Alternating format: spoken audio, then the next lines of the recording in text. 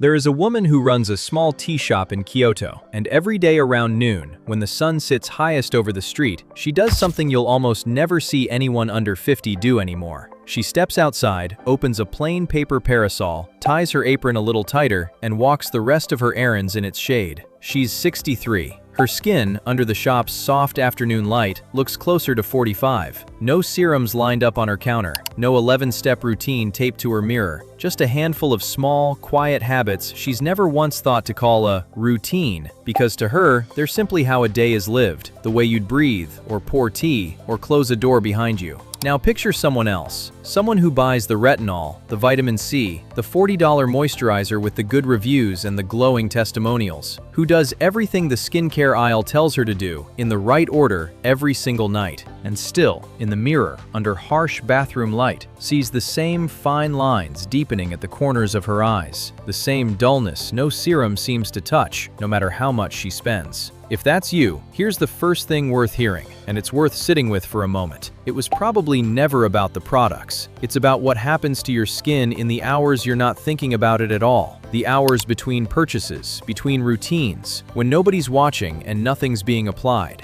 By the end of this video, you'll understand 6 small, almost invisible habits. None of them cost anything. None of them require a single purchase. None of them will show up in an ad, that are quietly protecting skin in places product culture has never reached. And one of them, habit number 4, is something dermatologists get asked about constantly because it has almost nothing to do with what you put on your face and everything to do with what your face is doing all day long without you ever noticing it. Here's the belief almost everyone holds without questioning it. Skin aging is mostly about what you apply. Buy the right cream, get the right ingredients, layer them correctly, and you're covered. And for a huge number of people, that belief quietly fails them year after year. Not because the products don't work at all. Some genuinely help. Some genuinely matter. But because they're being layered onto skin that's simultaneously being undone by things no bottle can fix. Sun exposure without shade, meals eaten too fast and too full, tension held in the same small muscles for hours a day, water that's too hot against the same tired face every morning, sleep that's too shallow to finish its work. You can spend a fortune trying to repair damage while the damage is still actively, quietly happening underneath it. That's not a failure of effort. That's a blind spot, and it's a common one. Let's close it, one habit at a time. And the order matters here, because each one sets up the one that follows it. The first habit is the parasol. Not sunscreen, though that matters too. And nothing here is telling you to skip it, but the older, simpler instinct behind it. Seeking shade before the sun ever touches you. Across Japan, you'll still see this everywhere, in every season that allows it. Umbrellas on cloudless days. Wide-brimmed hats on the elderly and the young alike. A cultural discomfort with tanned skin that goes back generations, tied less to vanity than to a plain, practical understanding, long before dermatology had the language for it, that sun changes skin permanently, and that the change doesn't reverse itself. The science backs this up more strongly than almost anything else in this video. Researchers who study photoaging have found that a large share of what we casually call aging skin, the wrinkling, the loss of elasticity, the uneven tone, the leathery texture, comes not from the simple passage of years, but from cumulative ultraviolet exposure, absorbed slowly, unevenly, over decades.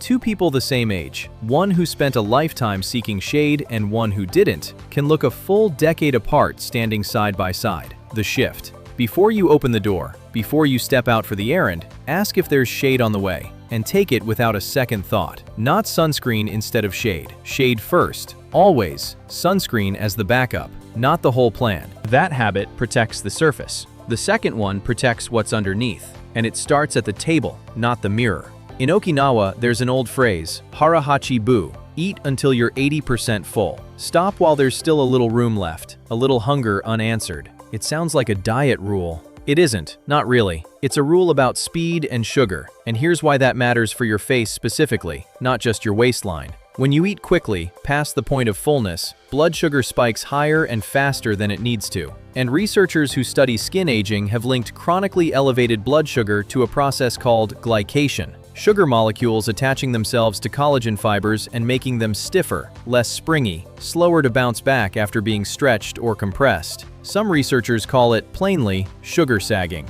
It's slow, It's invisible day to day, week to week, and it's largely preventable by something as simple and as free as eating slower and stopping sooner, before the plate is empty and the second helping is already in your hand.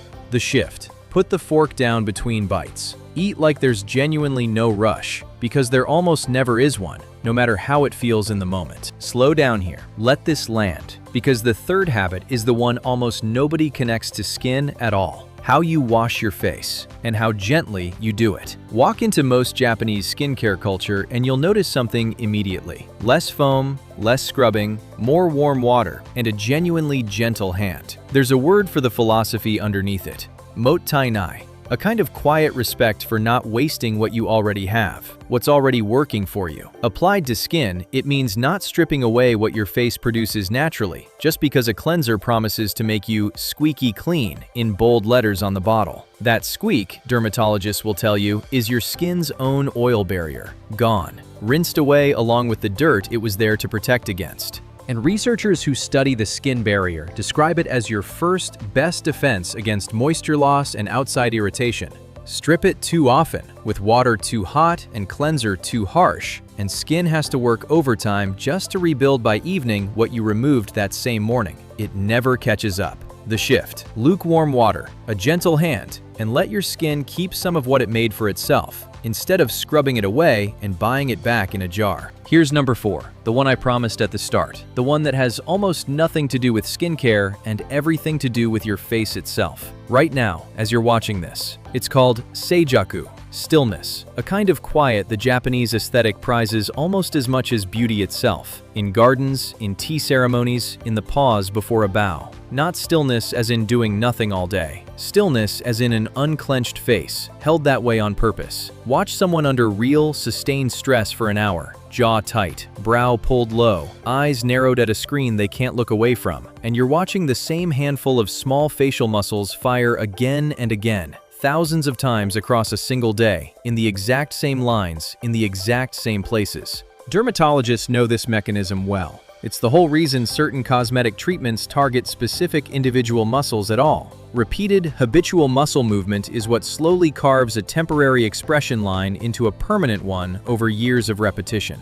You're not aging faster simply because you're stressed in some vague, general way. You're aging in a specific, repeated, mappable pattern because your face has been holding the exact same tension in the exact same place for a very long time, without you ever once being told to notice. The shift. A few times a day, stop and notice your jaw, your brow, your eyes. Let them go soft, deliberately, on purpose. That's it. That's the entire habit, and it costs nothing but a moment of attention you already have. The 5th habit lives in the pause between things, what's called ma, the deliberate gap left on purpose. In Japanese design and daily life, ma is the space that's intentional, the empty room left uncluttered, the silence held between 2 notes of music, the breath taken before a reply is given. Applied to skin, it shows up as something almost nobody does anymore, in a world of 10-step routines applied in under 2 minutes. Waiting. Waiting for one layer to actually settle into the skin before adding the next one on top. Waiting a few quiet minutes after washing before touching your face again with a product, a towel, a hand. Giving your skin a genuine moment to just be, unbothered, instead of stacking 5 products on top of each other in 90 rushed seconds before collapsing into bed. There's a quieter, emotional truth underneath this one too, worth sitting with. When you rush past every pause in your day, every single one, you're telling your own body, in a language it understands even if you don't say it out loud, that there's no room left for anything to settle. Not your thoughts, not your breath, not your skin either. The shift. Build one small protected gap into your evening. A few unhurried minutes where nothing is being applied, adjusted, or fixed. Just skin, breathing, undisturbed. And the 6th habit is the one that quietly ties every other one together, because it happens while you're not conscious at all. Sleep, and the underlying stress that either lets it do its work or quietly gets in the way of it. Researchers who study the connection between psychological stress and the skin have found that stress measurably weakens the same barrier we talked about earlier, the one that keeps moisture in and irritants out, and that this weakening shows up especially clearly during poor or interrupted sleep, precisely the hours when skin does most of its overnight repair work, unsupervised, unassisted.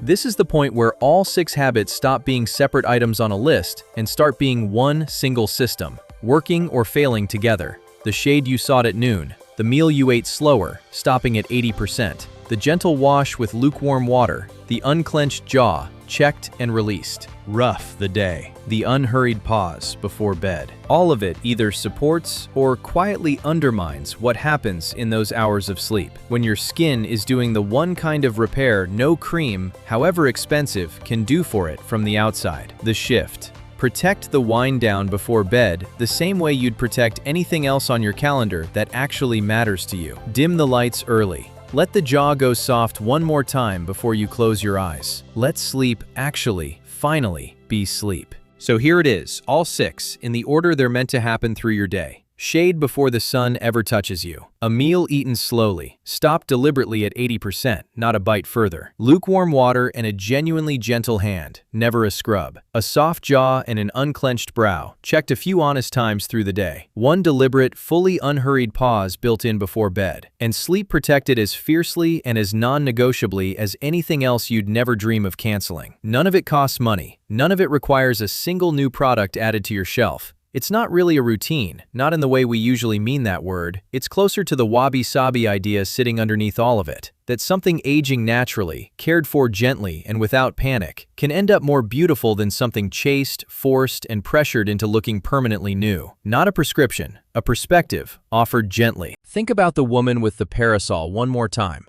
She never had a regimen taped to her mirror. She just never stopped doing the small, quiet things. The shade, the slower meals, the soft, unclenched face, the real, protected rest at night. That's the whole secret, and it was never hidden from anyone. It was just easy, in a louder world full of louder promises, to walk right past it. Tonight, pick one. Just one, nothing more. Maybe it's the water temperature at the sink. Maybe it's noticing your jaw the next time you're at your desk, mid-scroll, without realizing it's clenched. Do that one small thing before you do anything else on this entire list. If this helped you see your own face a little differently today, I'd genuinely love it if you stuck around. There's more like this coming, built the same slow, careful way. And in the comments below, tell me honestly, which of these 6 are you starting with tonight?